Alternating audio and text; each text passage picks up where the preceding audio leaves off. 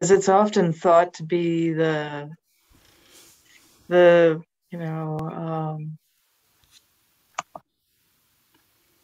lesser practice, the one we do for an hour and so in the middle of a vipassana retreat, and we put up with it. But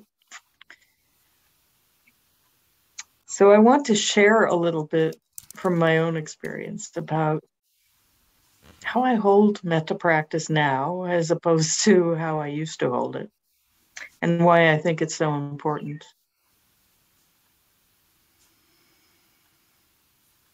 I used to be quite a vipassana snob. The only practice that was worth doing was insight practice. And I put up with metta, but I hated it. And I'm just going to be very honest here, because I know other people share these feelings. I thought it was for stupid people. I thought it was brainwashing. And I thought it was unimportant, because nobody clearly explained what its beauty is, what its worth is. Or maybe they did and I just wasn't listening. Could have been that too. And at one point in my practice, I was not unable to continue with the vipassana practice. Something had arisen in my practice, and my teachers said to me, "You can stay in the retreat, but you have to do metta practice." My heart sank. It's like, oh no. But I did. And it took a long time for the resistance to crumble. But obviously it has, because I teach more metta than I do vipassana at this point. And I've put myself in a monastery in Burma where the teacher is very well known for his metta teaching.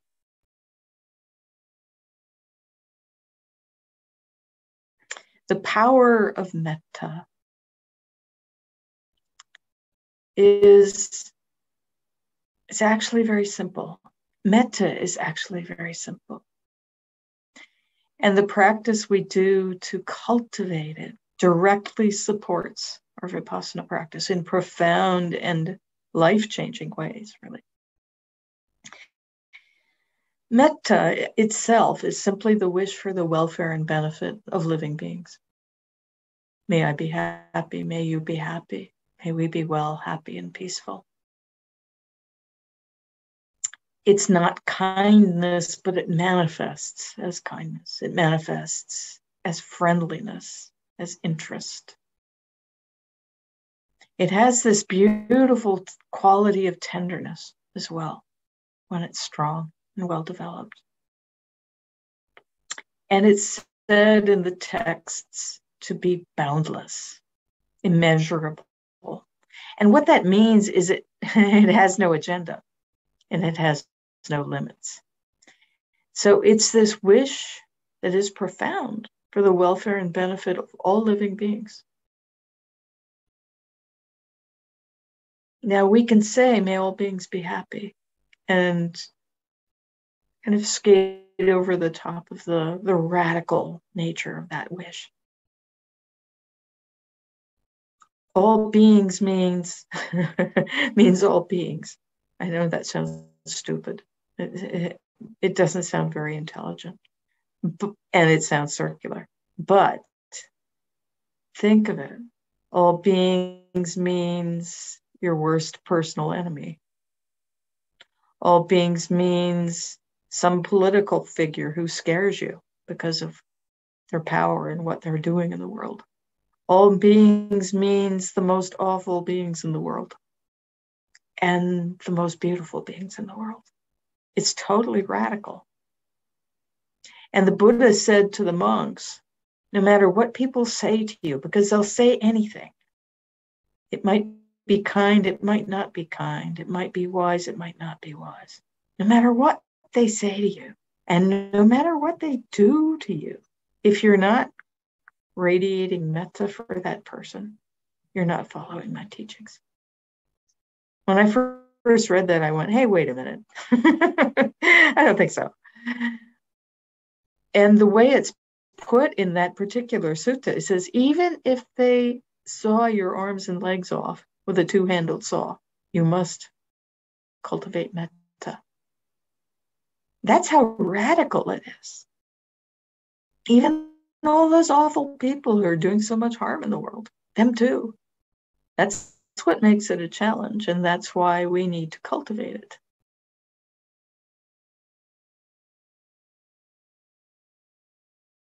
And just because we cultivate it for all beings doesn't mean it's passive or that we can't act. The development of metta encompasses metta in thought. So what we do in our meditation practice is metta in thought, cultivating a mind imbued with metta. It means metta in speech, speaking from a place of metta, and metta in action, acting physically with our bodies. This gets misinterpreted as, oh, we have to be nice to everybody. And it becomes something passive and really distasteful, actually. But, and this is a very strong but, that's a mistaken impression. Metta does not mean we are doormats. My preceptor U Pandita was known for his ferocity. He scared people if they took things too personally. I feel very, very fortunate that he reminded me of my own father, and who was really fierce but had a heart that it was just so sweet and tender. U Pandita was like that. He had a ton of metta. But sometimes it manifested as not good enough. He'd actually say that. If he knew you could do better. And that was meant to raise, to elevate you, not to squish you down. It means, I know you can do better than you're doing. Please keep going. Metta in speech can manifest as saying, no, you can't do that. It's not right. Or physically defending yourself if you need to. What matters is the attitude, less than the action. And as I said, metta is without an agenda. So we just cultivate it without demanding other people change, and without demanding that we change.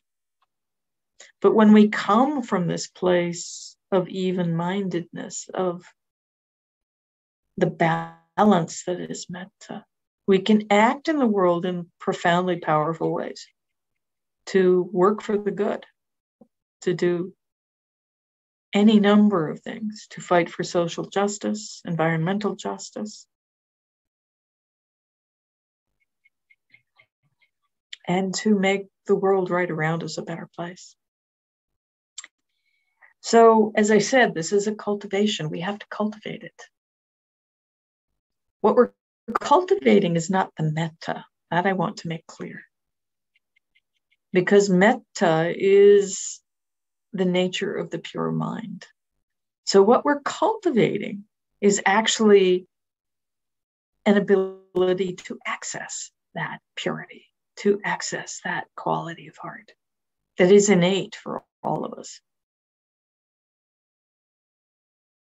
And it's a confronting practice. It's far from brainwashing, because what it does is it brings up everything in the mind and heart that isn't metta. All our anger, all our resistance, all our jealousy, all our envy, all our remorse, whatever. It's quite interesting, actually. A metta retreat is not necessarily a smooth road. And it shows us what is in there blocking that purity of heart that is metta.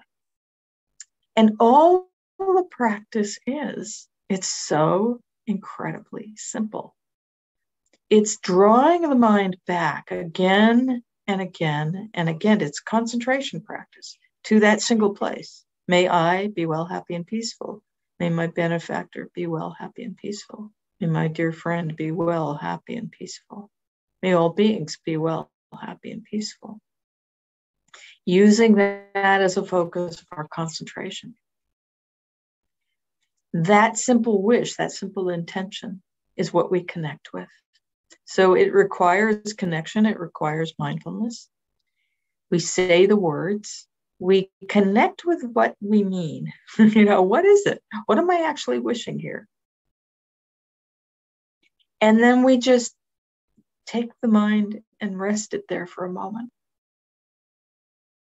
And then again, and again, we repeat a simple phrase. Usually, traditionally, we use phrases. This is the simplest and most direct way to draw the mind to point to this quality of metta that we're developing. My teacher in Burma, U Pandita, says, use your own language, whether it's English or Burmese or Spanish or German or Swiss German or whatever it happens to be. Use your own language and a short, simple phrase, very short, which allows the concentration to more easily develop. And it's easier to connect with something simple. So I use that phrase that I've been using, may I be well, happy, and peaceful. But you can make your own. May you be safe and protected from harm. Or may I be safe and protected from harm. May I be peaceful and at ease.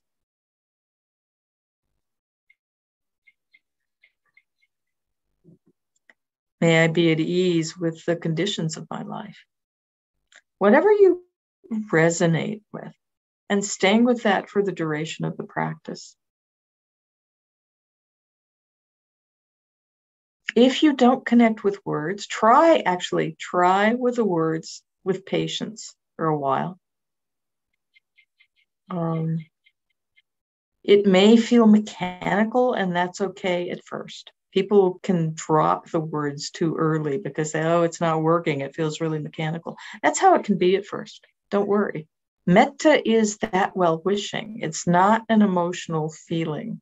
So if you're connected with that well-wishing, no matter what you're feeling physically or emotionally, that's all that matters.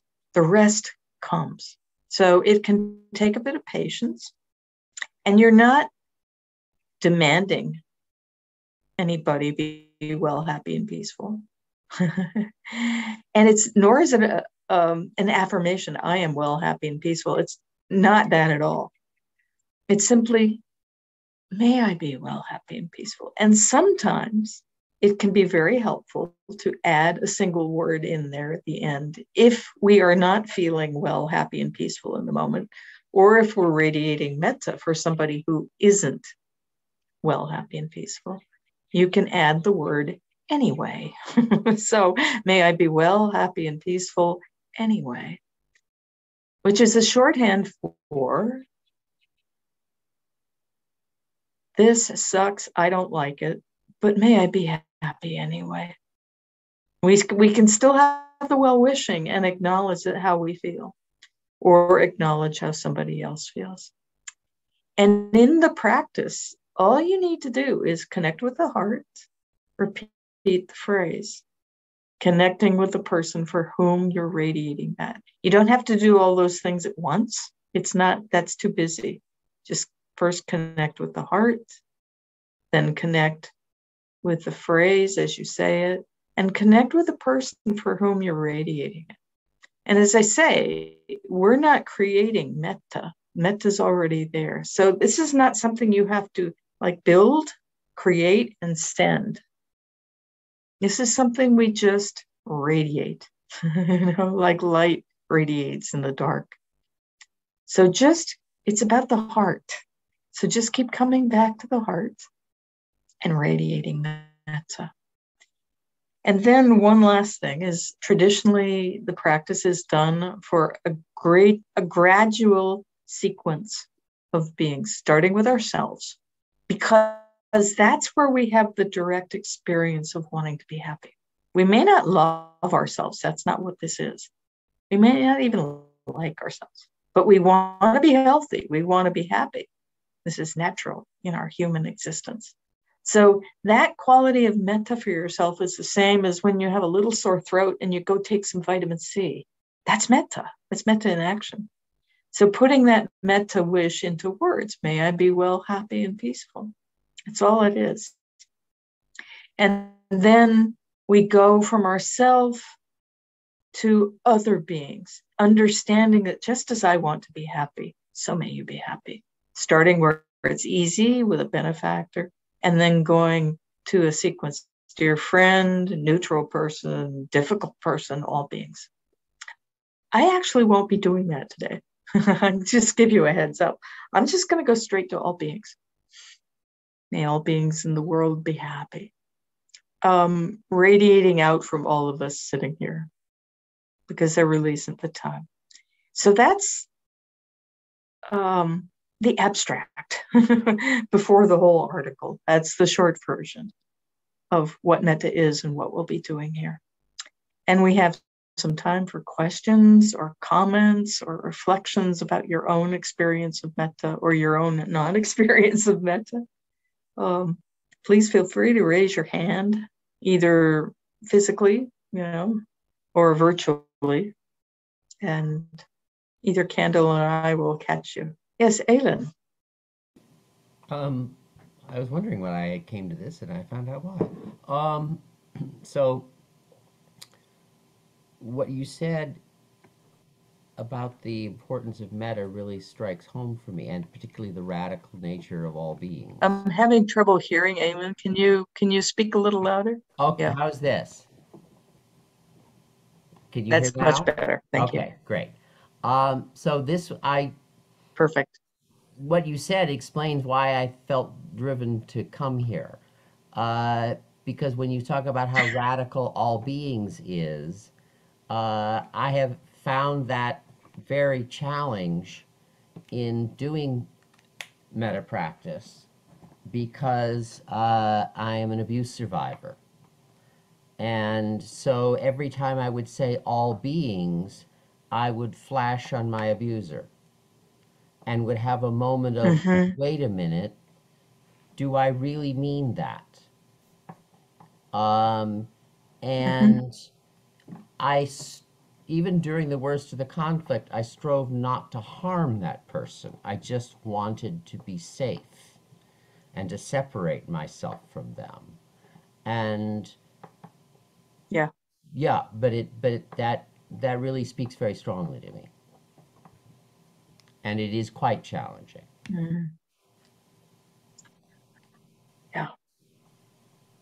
Yeah. Thank you for that, Aylin. It's very true. It's the most radical practice we can imagine. And don't push yourself to try to have metta when you can. It will come in time. And if your abuser comes up, I mean, this is normal, actually. Let them be way far away and crowd that space with beloved beings. So when you start radiating metta for all beings, if you're doing this on your own, you can begin by opening up to all your beloveds, human beloveds, animal beloveds, non-human, any non-human beloveds you have, radiating metta for them and really feeling their presence and their love for you and the safety of being there. And then gradually open up to beings that you are comfortable opening up to, letting it be a conscious thing. So finding a sequence that works for you. And when you come for all beings, if your abuser comes up, make sure your beloveds are still there with you.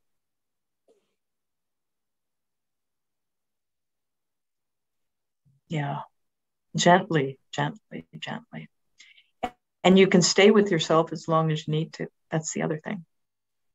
There's no calendar for this or agenda. It doesn't matter how long it takes. This is not a race or a competition.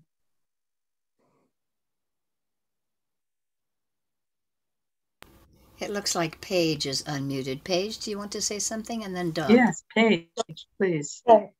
I hope I'm not unmuted. It just occurred to me that, rather than hone in on one specific abuser, we have lots of abusers in various ways. That it's, one may have the focus of, oh, it's that one. But, if you're kind of like, and I don't mean to say it's just like a terrible life or anything, but I don't know.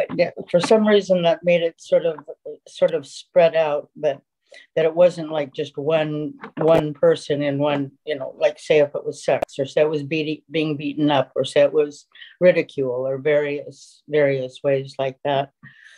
That kind of maybe a blanket way of being able to offer metta.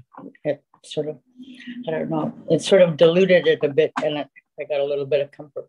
Not that I have that kind of a really bad life or anything, but so thank you. It's very cool. Thank you, Paige. Yeah, you could try that. Go slowly with that, though, because that could quickly become overwhelming. It's been my experience with people who've been abused. That could be very thin ice. So to go slowly and gently with this whole process, opening up to more than one bad person can quickly overwhelm the heart and mind. Because there's a whole world full of bad people out there.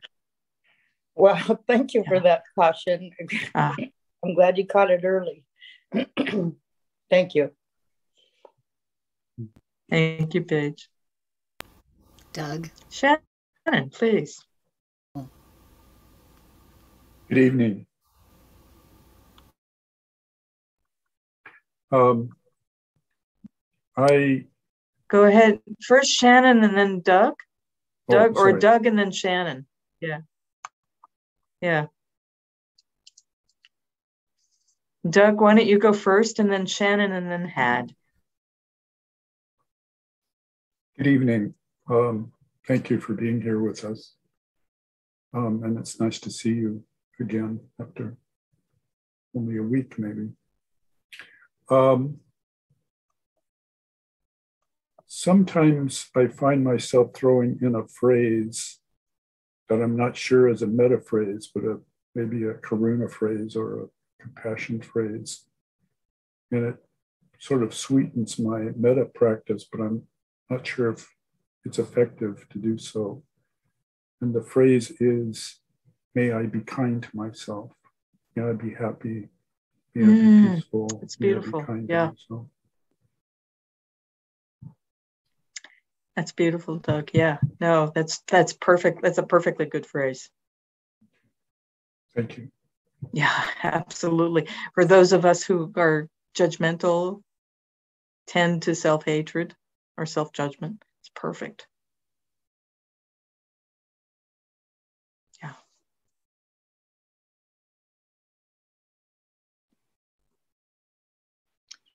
Shannon, please. So when you started your talk, I just can't reword it in my mind, but it's not that we're sending metta, but there is an actual quality, it's a quality of mind. And could you just kind of say that little piece again? I'd never heard that before, but that it made a lot of sense to me. So, I didn't quite, I registered it, but I didn't register it. Yeah. Metta is simply the wish for the welfare and benefit of living beings. Right. And it's a quality that we cultivate in ourselves. This skill of access to this natural state of well-wishing. When the mind is pure, that's what it naturally does. So it's not that we're creating something that isn't there, or creating anything. It's not a thing. And then, throwing it out to somebody else. We're not doing it. That's way too much energy. It's a resting back in what is normal and natural in the pure mind. And an inclination to that, if we're not really accessing it yet. It's like, oh, may I be happy? May I be kind to myself? May I be at ease? And connecting with that wish, which is the metta itself. That wish, that simple wish is the metta. So it's developing a skill here in the heart. It's heart skills. So yeah. Would it be a purification practice, or is it just something that? Okay. Oh yeah. Okay. Well, that is. So it is. It's one of the pyramids. I forgot. Okay, so it is, right. Okay. But I'd never heard it addressed that way. And it's just like kind of just a big yes. Yeah. No, it's totally a purification process. Great. Which is why metta retreats are often so difficult, because they can be very turbulent, because everything comes up, all the snakes come out of their holes and we see them all. And we keep inclining to the metta. Yeah. Thank you. Thank you, Shannon.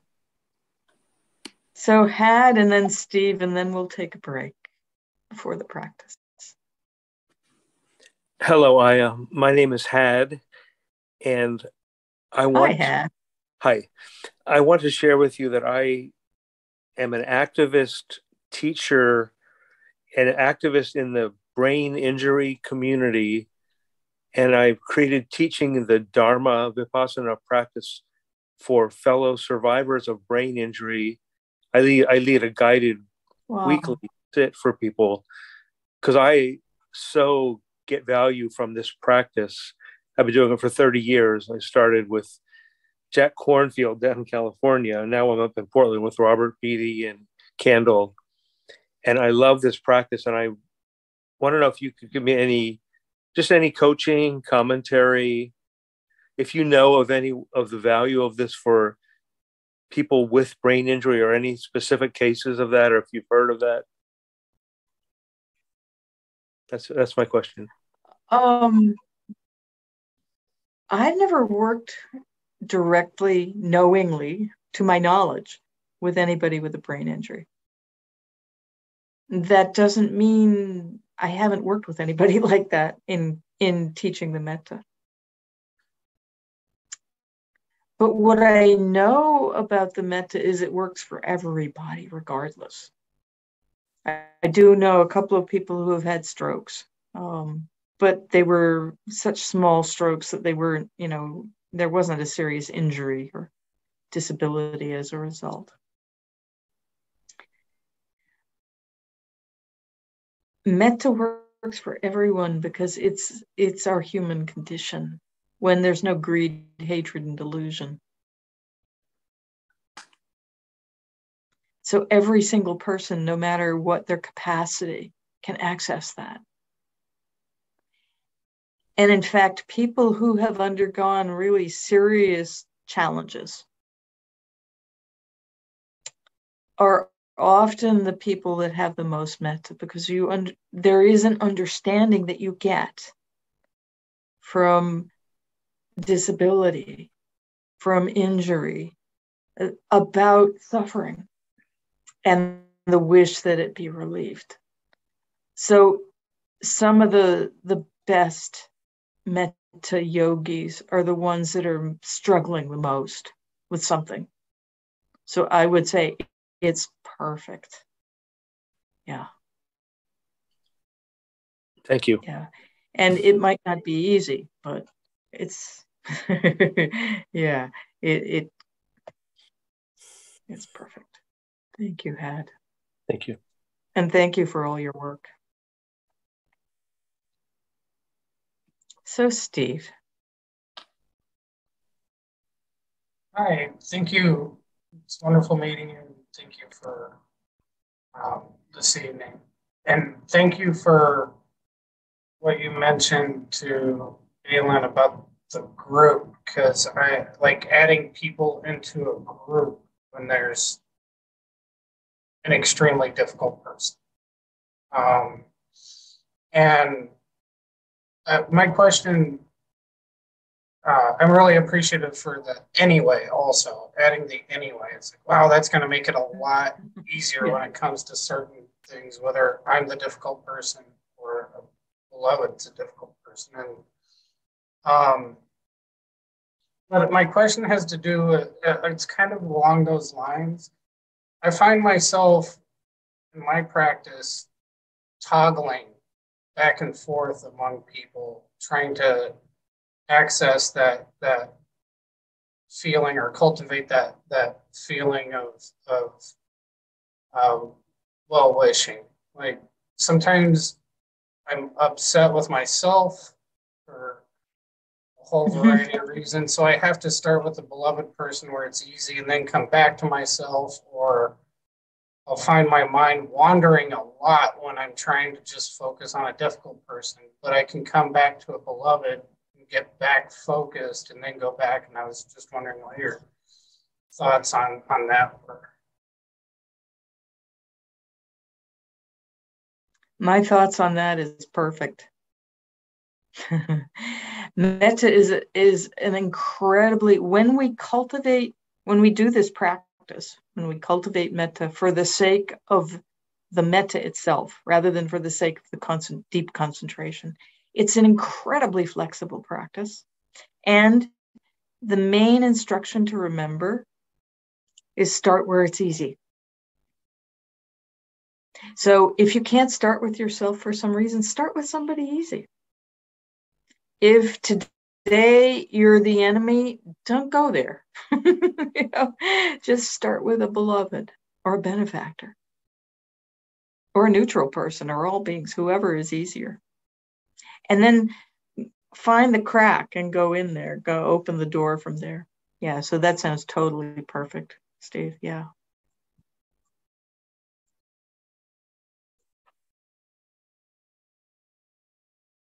Okay, we have one more question. Please go ahead, Christopher. That's me. Thanks. I actually go by Jordan, but Christopher's fine too. Oh, Jordan, sorry. Yeah, thank you. So something interesting happened for me in your talk at the very end. So speaking of brain injuries, I actually got in a car accident on Tuesday and have a traumatic brain injury. And it has been a practice for sure. But today, what's been really interesting is that the first few days, I kind of was trying to push through and make everything work. And yesterday, I decided to reach out and ask people for help. And today, a big part of my practice was people started giving me a lot, and I started feeling really, really guilty and like pretty overwhelming guilt. And so what happened in the talk that was really interesting was at the very end, you said, metta in action is you feel your throat tickling and you go get some vitamin C. You like notice there's suffering, you take care of yourself. And I started to really feel tender in that and started to cry a little bit. And then I was thinking of that as like the other people, right? Like I was like, okay, right? Like yes, that I can think of this as like metta, other people, that's metta, and action is them giving, but still felt like really overwhelming and tender. And I just was curious your thoughts. I'm still figuring, still not quite sure, hasn't landed yet. And I'm curious your thoughts on that. So thank you. Thank you, Jordan. That's beautiful because it's metta is this sweet tenderness that takes care. And often if we're overwhelmed by something, that's why I love that word anyway. It's like, because it comes with total acceptance of our limitations and of everything that's happening right now. So it can be quite confronting. But there is, even though it's confronting, it's such a relief just to feel this tenderness. It's like, oh, it's awful right now, and I really don't like it. I just want to go back to the way things were, but I can't. Oh, may I be at ease with this anyway. That may I be at ease with this is just very, very tender. It's perfect. Yeah. So just keep inclining to that. And that's what we'll do very briefly, actually. Have a little time to sit. Let's take about a 5-minute break. Coming back, well, my clock says 4:47. So how about we coming make back it at about 50? Let's just make it 4 minutes and come back at 8:50. All we need to do is drink water and go to the bathroom. What do you think? Right, exactly. All right, I'll ring the bell in Perfect. 4 minutes. Thank you for taking those Thank questions. you, Candace. Mm-hmm.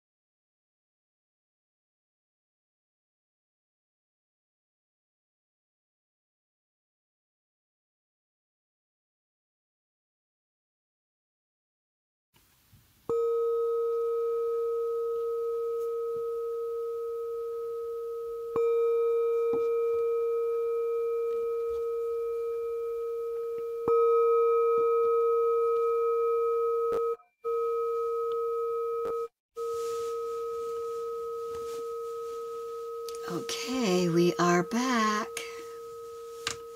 Let's see if others, I think pretty much we've got everybody here that's going to have their camera on. Here we are. And I'll talk about it later. Good evening, everybody. Yeah. I'll talk about it later, but I put in the chat box a way to offer Donna for Sister Virāñāni that will go through me so that I can get it to her. Yeah, thank you, Kendall. Mm-hmm. So I just want to offer a brief guided meditation practice, beginning by extending loving kindness for ourselves and moving out to all beings, really pretty quickly, actually. And extending out to all beings by way of proximity, closeness. So spreading out from where you are and where we all are here in this virtual space, and then going out to all beings, which is the commonest way to bridge offering metta for one being to offering metta for everybody. And only one thing to say here is you don't have to visualize all beings. Don't try, you can't. It's impossible. It's enough to have that intention and to incline to it. And in the metta practice, please begin by making yourselves super comfortable, even more so than the vipassana practice.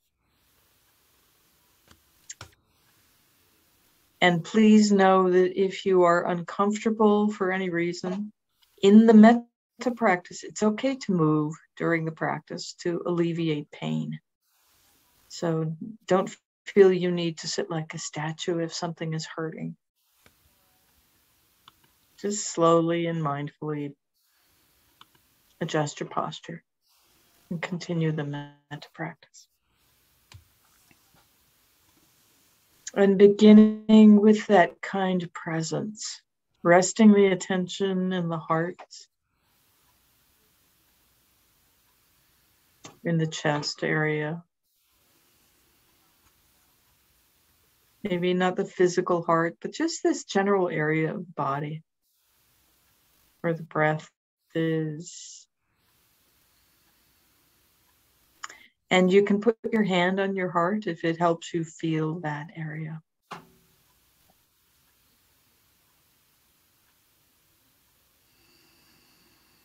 Bringing in that quality of tender friendliness and acceptance. Whatever you feel is fine.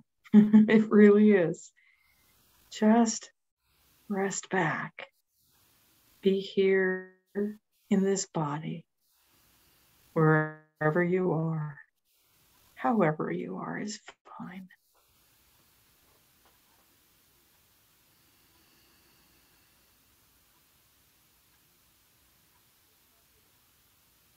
Letting the breath come and go by itself, letting that be in the background.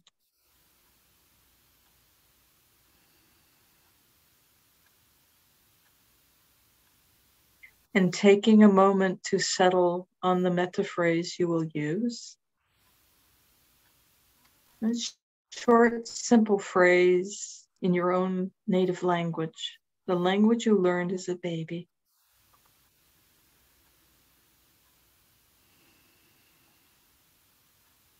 In English, I use, may I be well, happy, and peaceful. But you can use any short phrase of well-wishing for yourself and others. Like, may I be safe and protected from harm.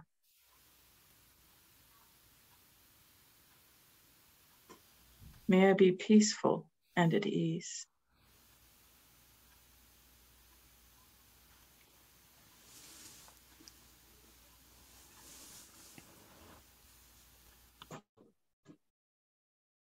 May I be kind to myself.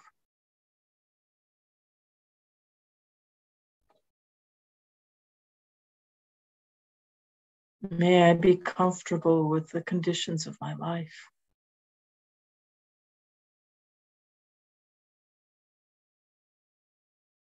Any short phrase that really resonates with you for yourself, and then by extension for others.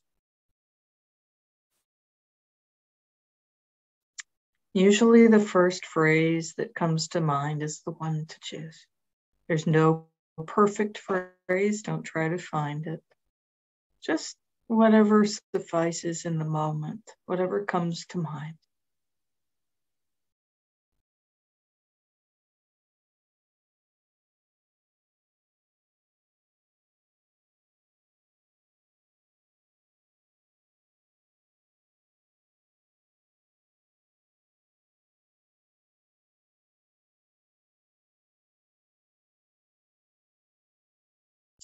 And beginning the metta practice by just connecting with the heart and dropping this phrase of well-wishing into the mind stream for yourself.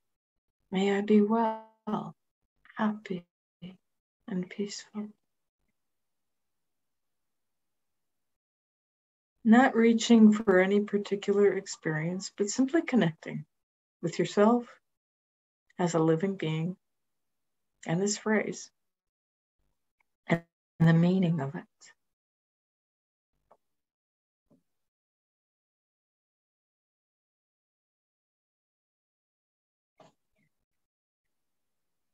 Let that resonate for a moment. Again, connect with the heart. Plant this seed of metta by repeating the phrase, knowing what you're saying, simply. And letting that resonate for a moment. Again and again and again, simply guiding the heart to this well-wishing.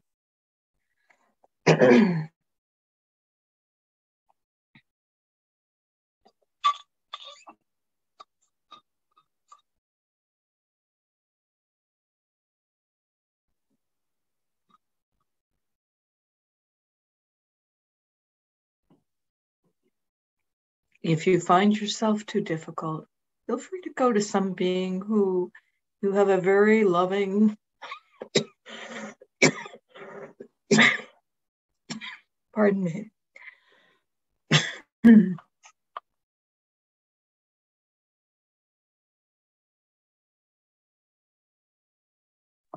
a very loving, very uncomplicated relationship with.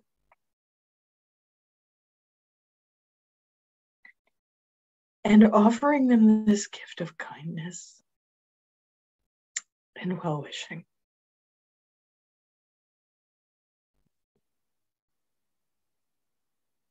And in the silence for a few minutes, simply continuing, radiating this loving kindness for yourself or an easy person.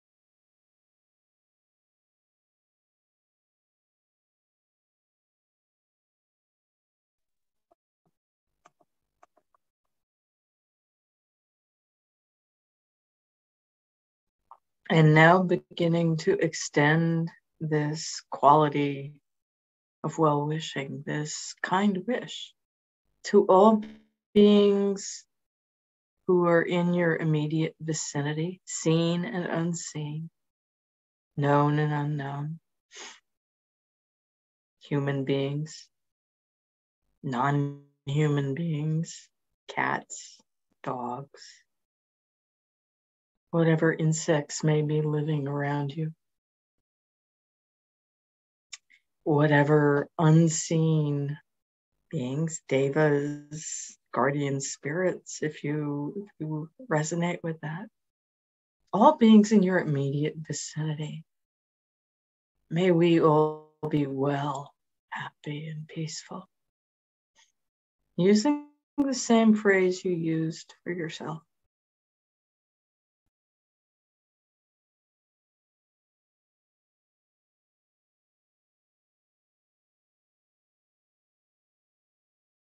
And continuing to return the heart to this planting of metta seeds, cultivating this garden of well-wishing. Just one seed at a time, one phrase at a time.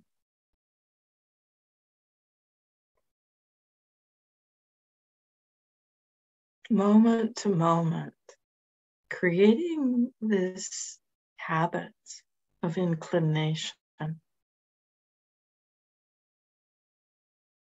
this habit of well-wishing.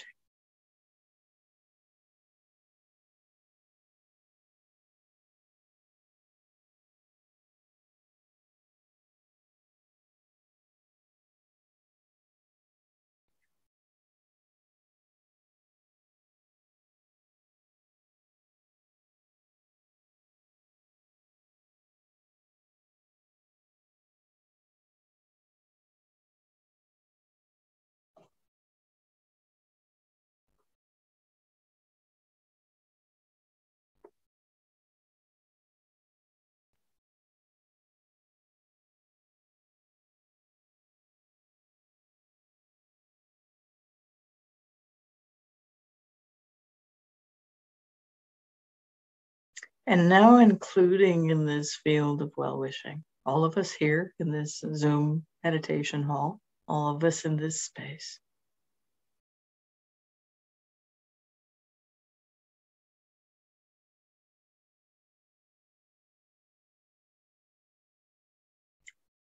It can help when radiating metta for others to connect with the good qualities, the things we appreciate about them. So appreciating the mutual support of this group, appreciating what it is to practice together.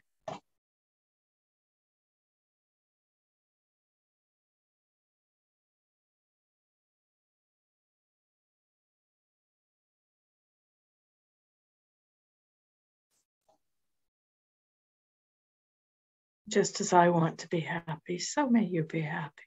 Just moment to moment, keep dropping those phrases in. Whether you connect with them easily or not, whether you feel anything or not, it's the repetition that creates the habit. And this is what opens the heart.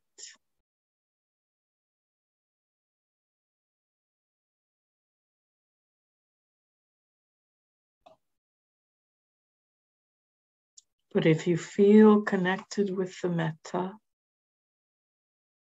and the words feel like they're getting in the way, then just silently radiate to all of us here in this room and everybody right around you and to yourself, moment to moment, just bringing the heart back to that.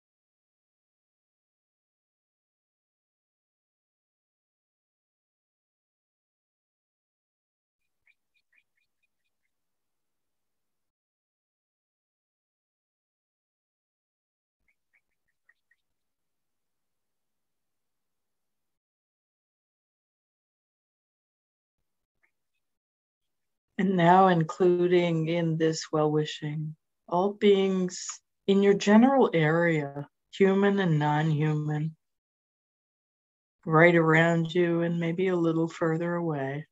Usually the neighborhood.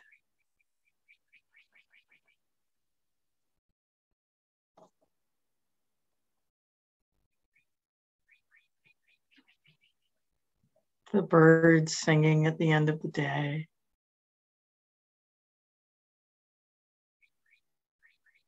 Maybe the cats getting ready to go out for the night.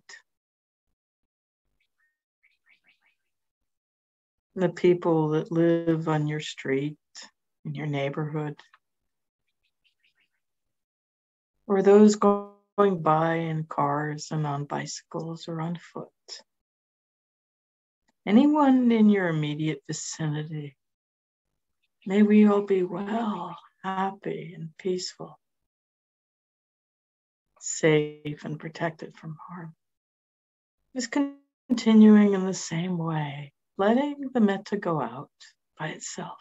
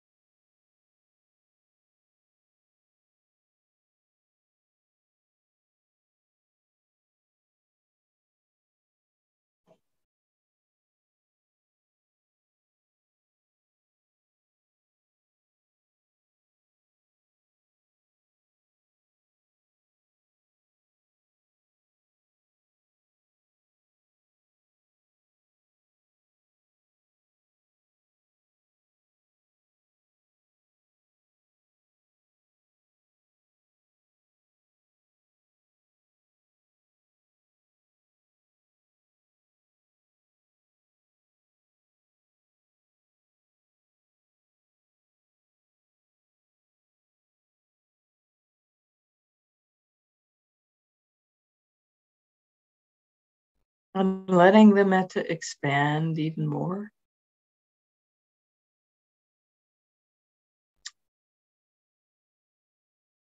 Wishing all beings in your city or town or in a larger area around you be well, happy, and peaceful.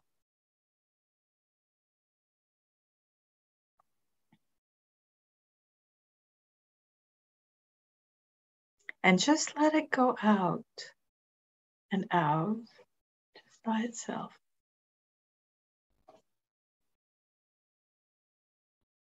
Flowing over the neighborhoods and the buildings and the streets, the parks, all the people living there, all the non-human beings.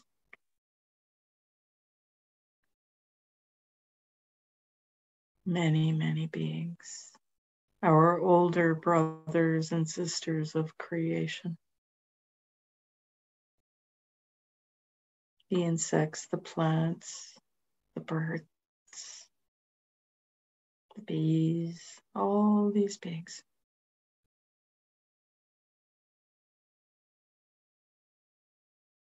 And beings in other realms, seen, unseen, known and unknown. May all beings in this city or area be well, happy, and peaceful.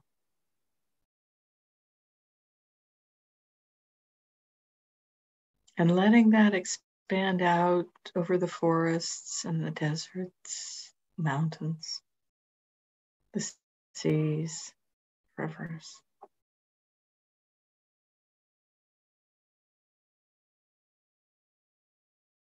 Letting it expand to all beings in this continent, this country.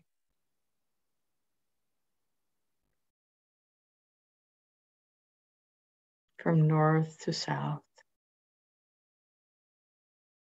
And letting it go down and across all the seas and the oceans, holding the earth, this beautiful blue planet in space. May all beings here, whomever they may be, big or small, near or far, known or unknown, be well, happy, peaceful, safe and protected from harm.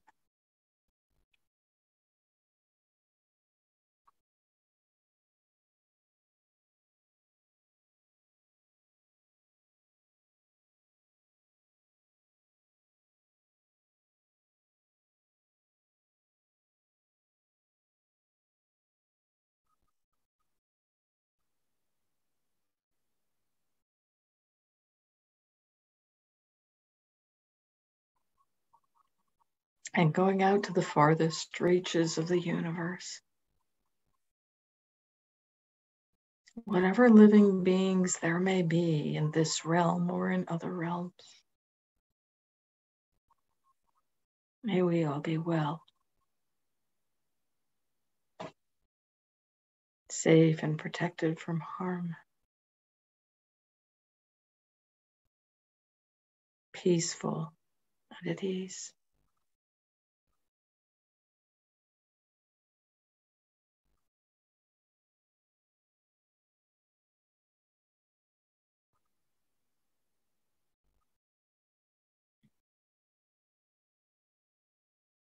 Continuing this inclination moment to moment in the silence for all beings everywhere without exception.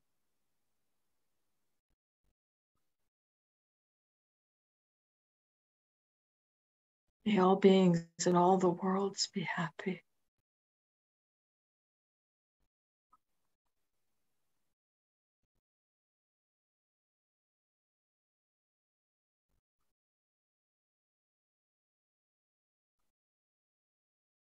Keep planting metta seeds, watering them with the simple continuity of inclining the heart towards this well-wishing. Moment to moment to moment. Turning the heart to this kind well-wishing for all beings.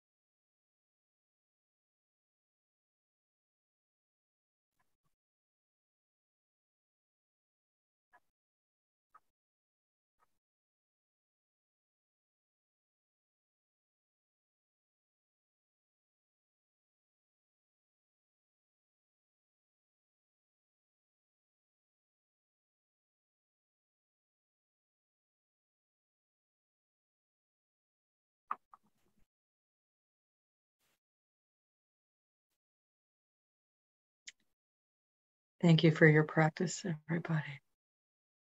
When you're ready, you can open your eyes.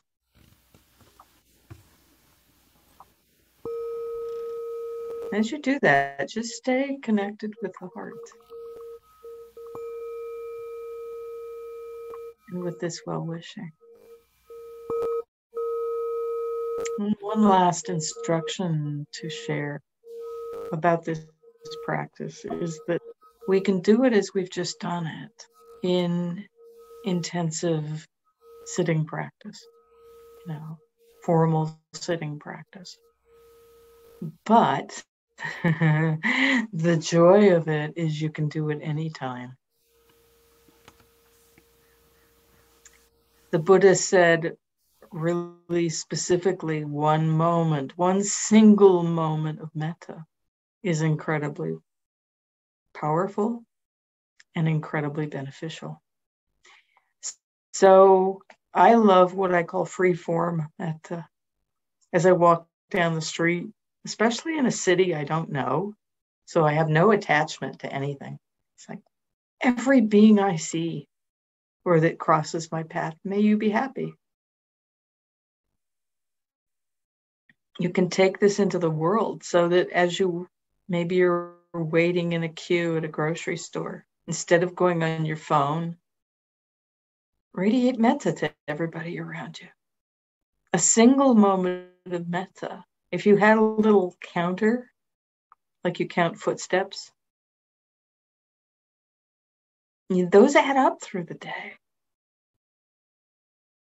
And 1 second of metta, 60 times is a minute, 60 of them is an hour. That's an hour of practice. And you can do it as you go through a normal day. You don't have to do anything particularly special. And it counts. It's actually more important to take this into your real life.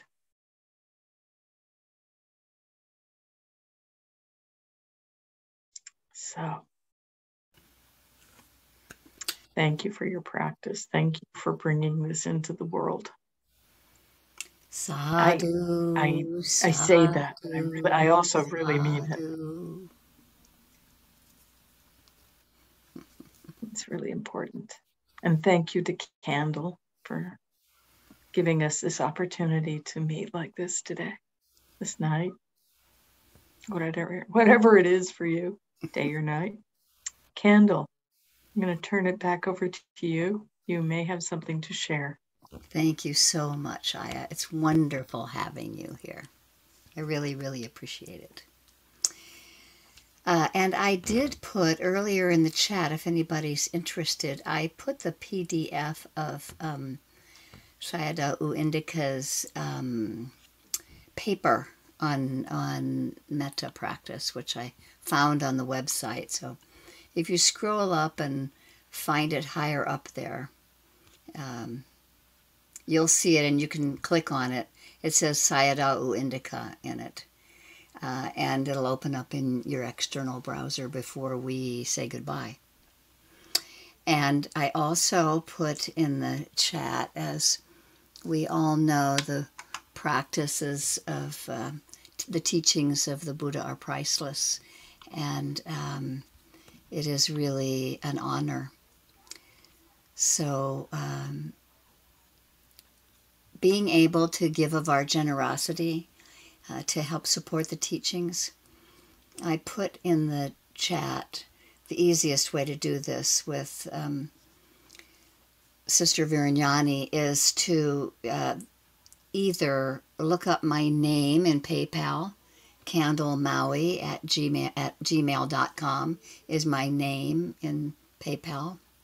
And if you forget that, you can send me an email, because you all got here probably because you got an email, but it's candlemaui at gmail.com.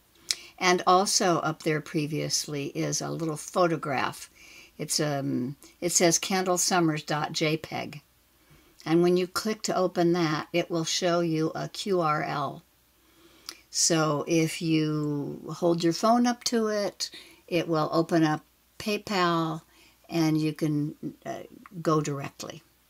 And if PayPal is too confusing, and you would like to just write a check, write it to me or to Cash, and I will cash them and then make sure that Sister Virāñāni gets our gratitude. And I see that the PayPal one is working because somebody just already put some money in, so that's nice. And there is also a direct Dana link just for our Sunday group. This month, this donation is just for PIMC and for the first and third Sundays. It is not your generosity that would go to Virāñāni's teachings. So, and had to answer your question about not seeing it, it was in the chat box. The PDF is in the chat box at 7:23. If you back up into the chat box, and you can always click those three little buttons on the very bottom right of the chat box to save the chat if you need to look at things later. So thank you very much. And I see, Aylin, yours just came in too, so it's working. Thank you. And I will put my address down here if there's any questions.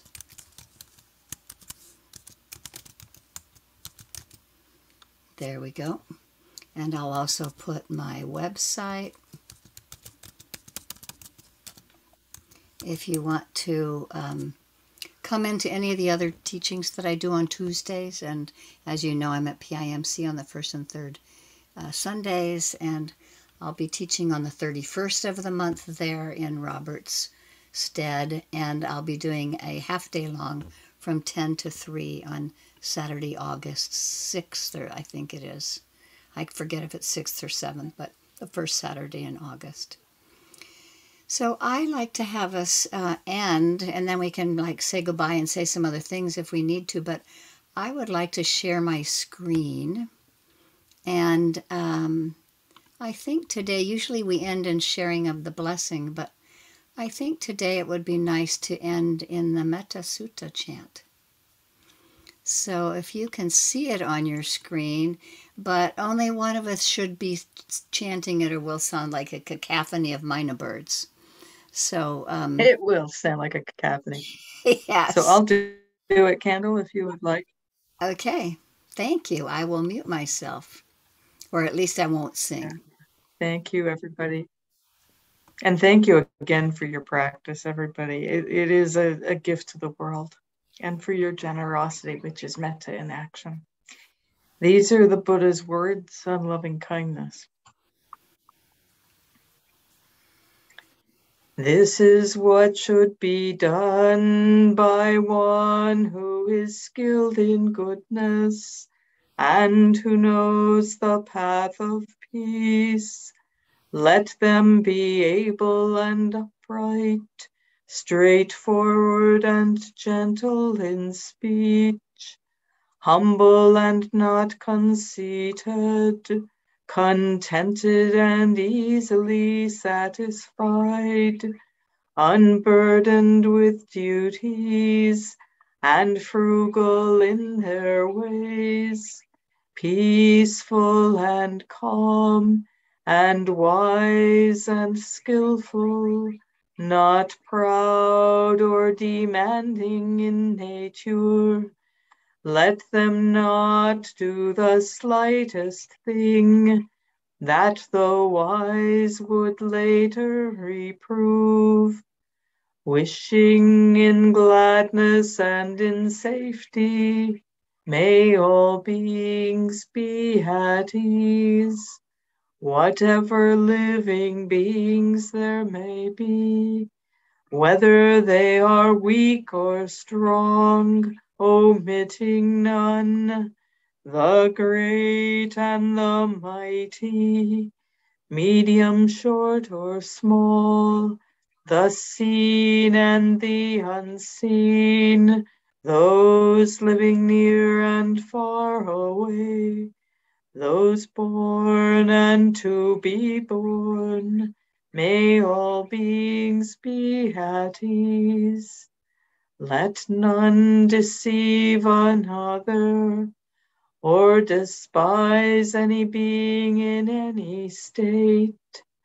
Let none through anger or ill will wish harm upon another, even as a mother protects with her life her child, her only child, so with a boundless heart should one cherish all living beings, radiating kindness over the entire world, spreading upwards to the skies and downwards to the depths, outward and unbounded, freed from hatred and ill will, whether standing or walking, seated or lying down, free from drowsiness. One should sustain this recollection. This is said to be the sublime abiding. By not holding to fixed views, the pure-hearted one, having clarity of vision, being free from sense desire, is not born again into this world. Sadhu, sadhu, sadhu. Thank you so much, everybody. So nice to have you here. And maybe I'll see some more of you at another time on the first and third Sundays or the second Mondays or on Tuesday afternoon. Great to see new faces in the Sunday group, and so nice to see those of you that we just spent some time together returning, Shannon and all. Doug. Yeah, really good to see those of you from the Cloud Mountain retreat. Mm-hmm. I hope you're doing well and had an easy re-entry into daily life. May all beings be happy. May all beings be free. May all beings be happy. Sadhu, sadhu, sadhu. Thank you, Ayya. So wonderful to have you. Thank you, Candle. Mm-hmm.